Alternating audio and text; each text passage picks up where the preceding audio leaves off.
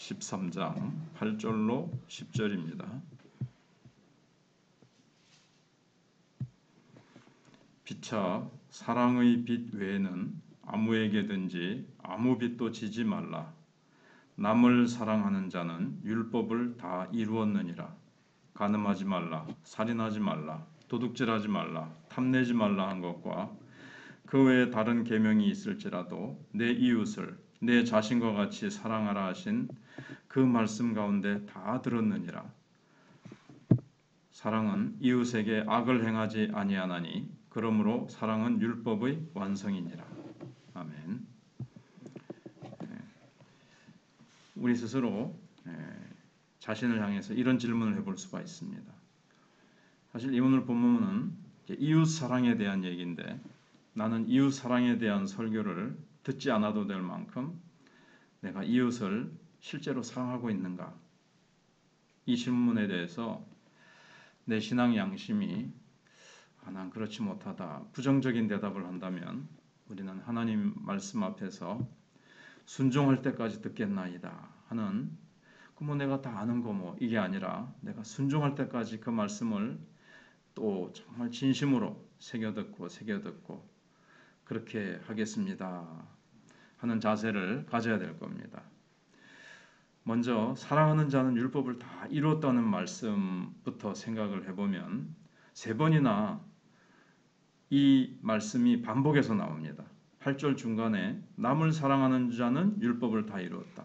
9절에서도 내 이웃을 내 자신과 같이 사랑하라. 그 말씀 가운데 다 들어있느니라. 10절 끝에 가서 그러므로 사랑은 율법의 완성이니라. 표현만 좀 다를 뿐이지 내용은 전부 똑같은 의미를 가지고 있습니다.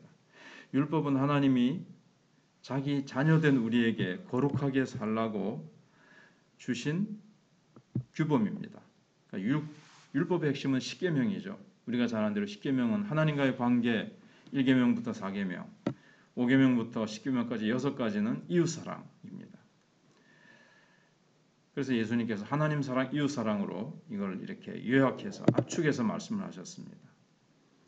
하나님을 사랑하고 이웃을 사랑하면 십계명을 다 지킨 것과 같다는 거고 하나님은 마음, 뜻, 성품, 목숨 다하여 사랑하는 자에게는 다른 신을 섬기지 말라, 우상 만들지 말라는 계명이 필요 없다는 겁니다.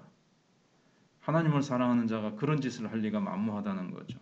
근데 오늘 본문에서는 하나님 사랑에 대한 것은 언급이 없고 오늘 본문은 이웃 사랑이 목적입니다.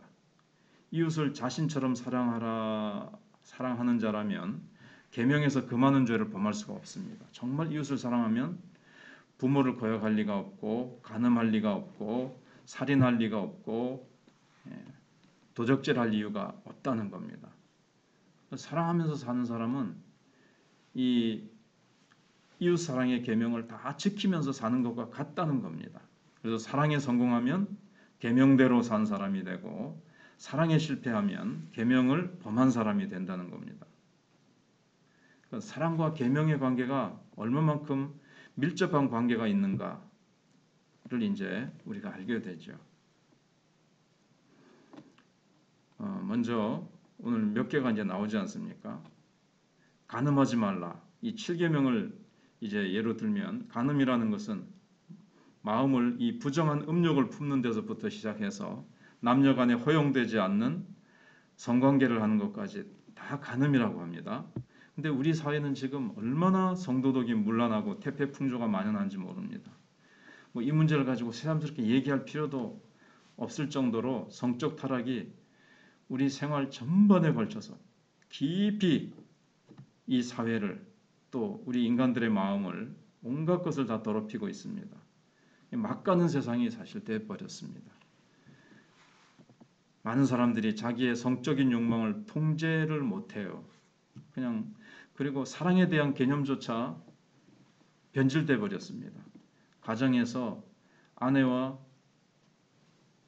남편 각자의 책임을 다하고 자녀를 키우며 힘든 삶을 살면서 서로 위로해 가면서 사는 것이 사랑이라고 생각하지 않습니다.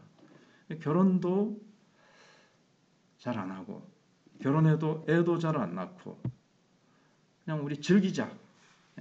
우리 젊었을 때 또 우리 인생은 뭐 즐기자. 애 낳아서 키우면서 그 고생할 필요 없이 그 돈 들여가면서 할 필요 없이 막 그 상황도 지금 경제적으로 어렵고 또 어려워도 위에 세대는 막 힘들어도 막 키웠는데 지금은 어려운 건 다 피하고 그렇게 그랬습니다.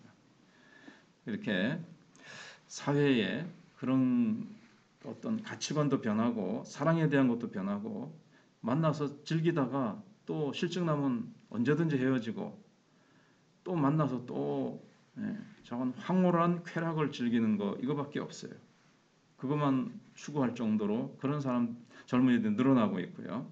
근데 이 성적 범죄는 우리가 잘 아는 대로 한 사람의 인격을 파괴하고 그 사람의 가족에게 또 말할 수 없는 상처와 고통을 줍니다. 그래서 이웃을 정말 내 몸처럼 사랑한다면 간음을 행할 수가 없습니다. 상대방을 성의 희롱거리로 볼 수가 없습니다. 그래서 우리 사회에 아무리 성적 범죄가 만연한다 할지라도 우리 그리스도인들만은 그런 사람이 되어서는 안 된다는 결심을 가지고 이 세상을 살아나가야 되겠습니다. 이게 바로 이제 이웃 사랑의 자세입니다. 그다음에 이제 살인하지 말라. 여기까지 생각해보고 또 내일 또 나머지를 또 생각해보겠습니다. 살인하지 말라. 살인은 인간의 가장 귀중한 재산인 생명을 앗아가는 행위입니다. 이건 다시 되돌려받을 수 없는 손해를 입히는 겁니다.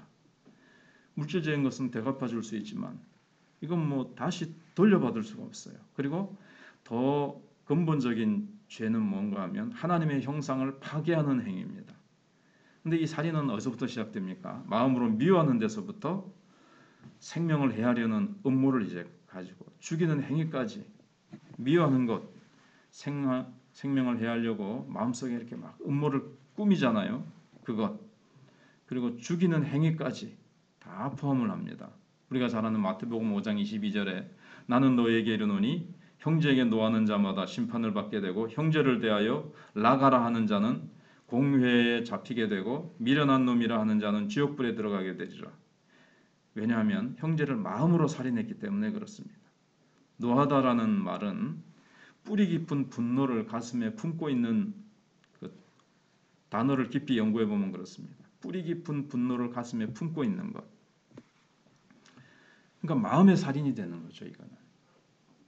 예수님은 그것부터 살인의 이 범위에 집어넣으셨어요. 그 다음에 이제 막 라가라고 욕하는 게 나오죠. 사랑하는 형제를 깔보고 멸시하는 욕설. 이거는 인격을 모독하는 거예요. 그러니까 이건 인격적인 살인이 되는 거죠. 미련한 놈이다, 라가다 하는 것은 성인이지만 지능은 열 몇 살밖에 안 되는 사람이라고 하는 그 당시의 욕이거든요. 지금은 바보, 멍충아 이런 뜻인데 무슨 말로 욕을 하든지 형제의 인격을 모독하고 깔보면서 그것도 역시 마음으로 형제를 죽이는 것과 같다는 겁니다. 근데 이웃을 사랑하는 자는 형제에게 모욕적인 말을 할 수가 없습니다. 그래서 분노를 품는 것, 미움을 품는 것, 그 다음에 욕설을 하는 것, 깔보고 멸시하는 말을 하는 것, 이건 다 마음으로 살인하는 것이라고 예수님이 말씀하셨습니다. 지금 이 사회가 정말 비인간화되어 가고 있죠. 그래서 갑질도 나오고 사람을 사람으로 보지 않아요. 비인간화 되어 간다는 말을 하죠. 사람을 사람으로 보지 않고 그냥 뭐 사람 대우를 잘 제대로 받지 못하고 그냥 살아갑니다. 한두 사람 죽는 거는 뉴스거리에 또 별로 되지 않습니다. 그러니까 생명에 대한 경외감이 점점 사라지고 있죠. 생명경시풍조라 그러죠. 그래서 어딜 가도 따뜻하게 사람으로 대하기보다도 어디에 가서 뭘 해도 쌀쌀한 눈으로 정도, 사랑도 어떤 인간적인 어떤 그런 정과 정이 오고 가는 그런 것들이 없고 너무너무 냉랭하게 서로가 서로를 그렇게 쳐다보고 점점 그렇게 싸늘하게 이 사회가 식어가고 있습니다. 그런데 이웃을 내 자신처럼 사랑하면 그럴 수가 없다는 거죠. 그래서 우리는 정말 이웃을 사랑한다면 이 계명을 지키게 되고 계명을 지키려고 하는 사람은 이웃을 사랑할 수밖에 없습니다. 그래서 진짜 중요한 말씀이 이제 8절에 나오는데 피차 사랑의 빚 외에는 아무에게도 든지 아무 빚도 지지 말라. 우리에게 이제 사랑의 빚이 있다는 거죠. 그래서 우리는 사랑의 빚진 자로 하나님께 사랑을 빚을 졌고 이웃에게 다 빚을 졌어요. 태어날 때부터 간호사나 의사의 도움 없이 어떻게 태어났습니까? 부모와부터 시작해서 무덤에 들어갈 때까지 장례식을 치를 때까지 우리는 전부 다 누군가로부터 다 도움을 받으면서 우리는 살아가고 있는데 이 사랑의 빚을 갚아야 된다. 그렇게 표현을 했는데 사랑하면서 살아야 된다. 우리는 하나님 사랑, 이웃 사랑이 하나님이 주신 가장 큰 계명이지 않습니까? 정말 사랑하며 살아가는 오늘도 무엇을 하든지 사랑하기 때문에 사랑해야 된다. 예. 빚진 자는요 늘 이 빚을 갚아야 되는데 이 부담감에 정말 늘 정신적으로 쫓겨요. 그것처럼 오늘도 나는 사랑하며 살아야 돼. 사랑하며 살아야 돼. 자나깨나 안지나서나 사랑하며 살아야 돼. 이렇게 살라는 뜻이 오늘 본문에 들어 있습니다. 네, 기도하겠습니다.